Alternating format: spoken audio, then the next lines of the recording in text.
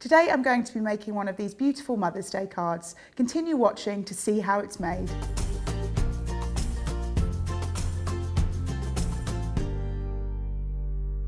Okay, so first of all what we're going to do is stamp out our main image.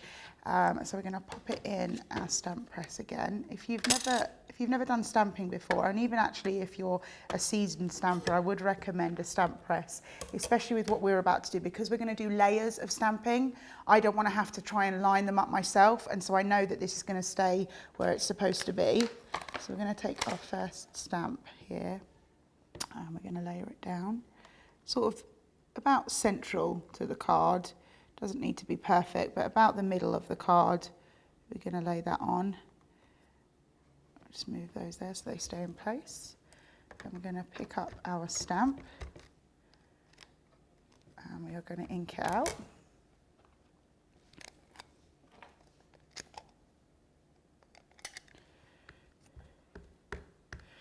When you're doing stamping, try your best to cover as much as possible, but obviously because we're using the stamp press, we don't have to worry if we miss it, but you can usually see if you've covered all the pieces or if you've missed any, and I think I'm okay with that. It looks like it's completely covered.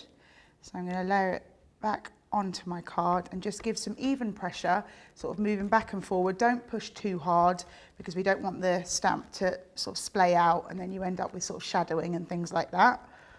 But if we've got that down, pretty much got that, and I'm happy with that. So I'm going to take this off, and what I'm going to do, what I'm using here is a layered stamp, and what that means is you have the option to either layer out with several colours, or you can just use it as it is, and you could always colour that in with alcohol markers or whatever you have. But I like the idea of layering because it does all the colouring for me. So you literally just layer it on top of the card that you've already stamped out with the darker colour and with the outlines, and then you pick that up. And again, like I say, this is where our stamp press comes into handy, because I know for a fact that if I'd done that I probably would have moved the paper or I wouldn't have been able to line it up properly. And then we're going to ink our layered stamp here. Now like I say, I'm using inks, but if you'd wanted to, you could have just coloured that in with your alcohol markers or whatever you have to hand, pencils, whatever.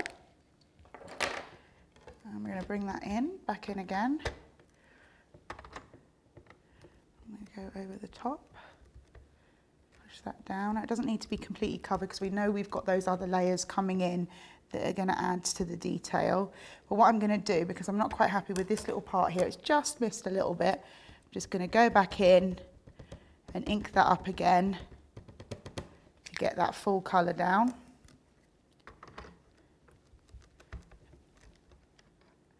There we go, that's much better. And also, however many layers you do, like if I'd pressed again and again and again, I could have made it slightly darker if I wanted to. And then we come in with our next layer and we're going to line it up again.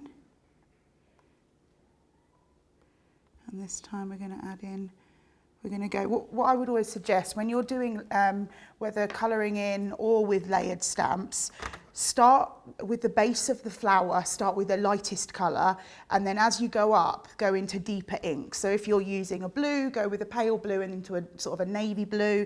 You know, with here now we've got a sort of baby blue, a pink, and we're going to go into a hot pink, because you want the darker parts where sort of the shade and things on that colour would be. If you work the other way, it would A, be difficult to see the paler colour, and B, it wouldn't sort of look as naturalistic. We're just going to go in and pop that down, like so, and you can see there then we've got sort of lines of shade and things. Let's bring those colours together.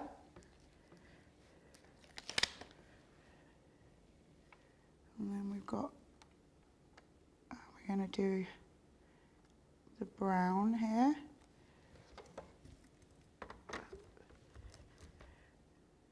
You can see here how, like, I can't rave enough about having a stamp press. It's such a good idea. It really just takes that sort of worry out of stamping, because it is one of those situations that you'd be stamping and the last stamp you put on is the bit that would move, and you'd have done all that hard work and it just wouldn't, you'd have to start all over again because it wouldn't look as good. So I'm happy, but I'm just going to go in to make that slightly darker at the top there, sort of missing parts. If you find that when you're using ink pads that they dry up, what I would recommend is to store them upside down, because what you'll find is there's a lot of ink at the base of the ink pad, and if you turn it upside and store it that way, all the ink starts to flow to the top of the pad, which is another way of getting a lot more out of your stamps, your ink pad, sorry. Right, and then we're going to go in finally with the last part to do those greenery parts. Just line that up.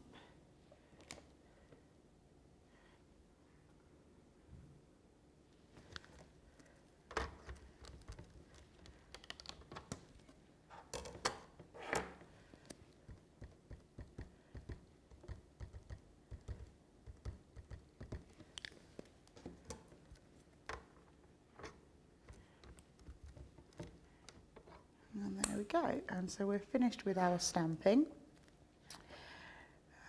And now what we're going to do is we're going to die cut our image. Now what we're going to do is we're going to do a sort of partial cut.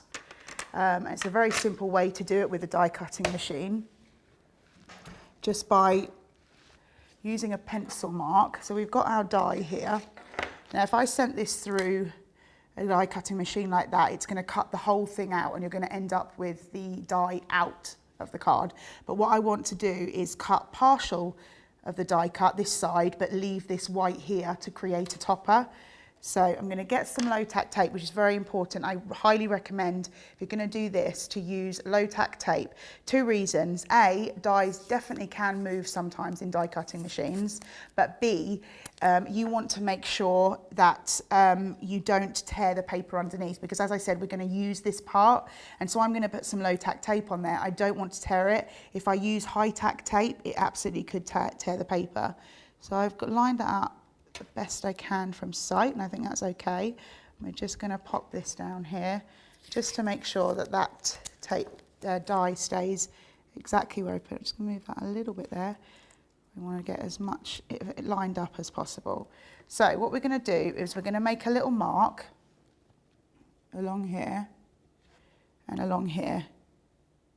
And that's the parts we don't want to go through the die cutting machine. You don't have to worry about it being too straight. It's literally just a sort of guideline, and we can rub that out afterwards. So what we're going to do is we're going to take our die cutting machine, and this is sort of where the important part comes in, and it's probably the most trickiest part of the technique, is you want to make sure that the top layer of your die cutting machine doesn't go over that line. So this is the line we're going to keep. So we're going to turn it around here, because this is the bit we want to cut out. And I'm seeing that it sits that side, so I'm checking it this side, that's fine. And what will happen, the die cut will cut that part, but because there's no pressure here, it won't send the die cut through here, so we'll have a nice topper. But it's a tricky sort of process, so you want to get your die cutting machine in the right angle and sort of layer it down. Hold it as tight as you can as it goes through, but remembering that you don't want to send that whole die cutting thing through with this over the top. So we're going to send it through. I'm going to make sure I keep hold of that top plate so that it literally will just cut the part that we've sent through.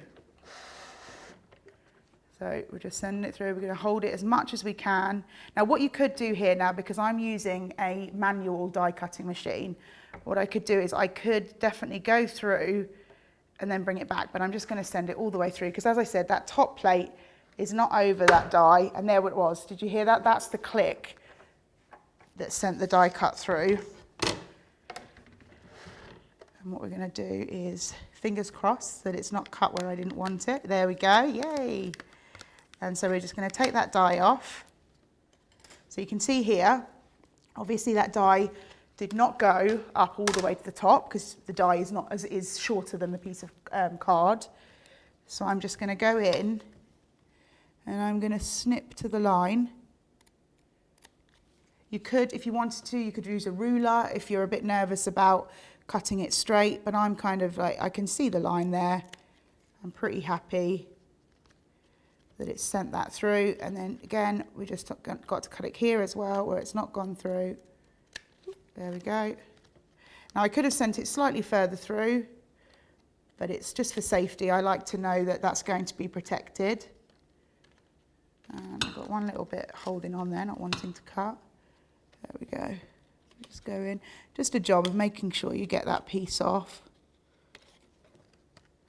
There we go. And so now what you've got is you've got a partially cut topper. So now we can start bringing in our pieces here. But I will stamp my sentiment first before I stick it down. Sometimes, I mean, you could build the card if you wanted to, but I would always recommend, if you're going to stamp a sentiment, to do it before you stick anything down, because then you've got the layers of the other cards and whatever adhesive you've used to contend with. So I'm just going to pop this straight on here. So there we go.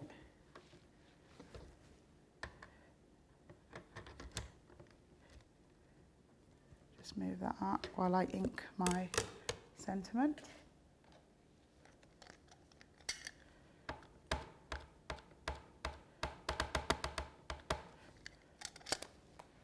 And again, like before, I'm using the precision stamper because if for some reason I haven't inked that up very well, or I'm not happy with how it looks at the end and I want to add some more ink, I can redo that.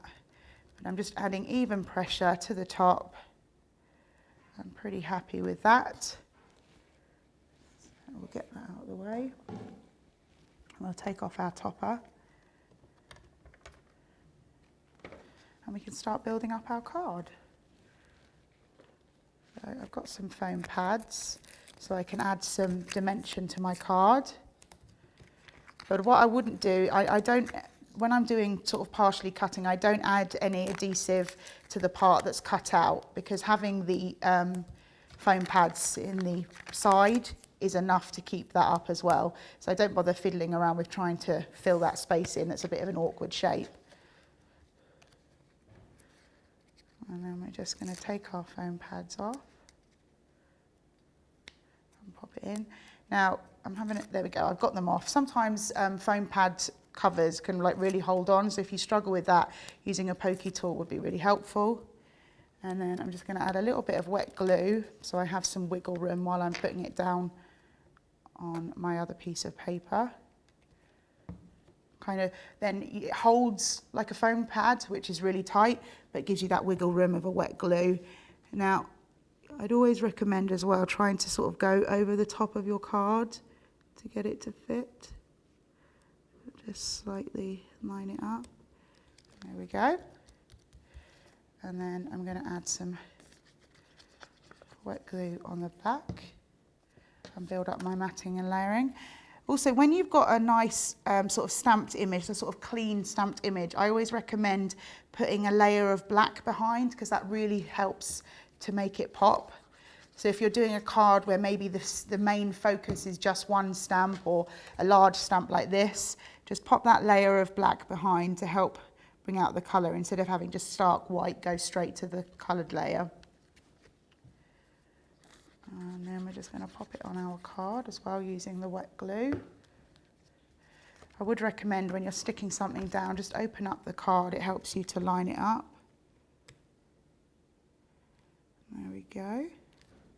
And then what I've got is I've got some little embellishments, some little beads just to add to make it slightly, because when I've got all this, I mean, as much, you could leave it all white, you could, but I kind of like it when I've got this white part here, that I just add a couple of little drops of wet glue and add some little beads or embellishments or whatever it is you want. You could put sequins on as well, that would be quite nice.